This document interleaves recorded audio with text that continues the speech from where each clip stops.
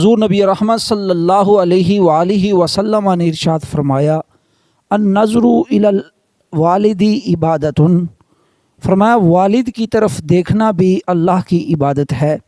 یہ حدیث تفسیر در منصور میں امام جلال الدین سیوطی رحمۃ اللہ علیہ آپ نے نقل فرمائی ہے۔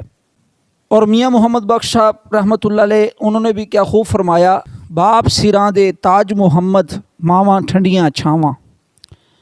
لہٰذا کامیاب ہے وہ شخص جو اپنے والدین کو راضی کرے۔ اللہ کریم نے قرآن مجید برہان رشید میں ارشاد فرمایا یسألونک ماذا ینفقون، اے میرے محبوب صلی اللہ علیہ وسلم لوگ آپ سے پوچھتے ہیں کہ ہم اپنے پیسے مال کہاں خرچ کریں کہ جو اللہ کریم کو پسند آئے۔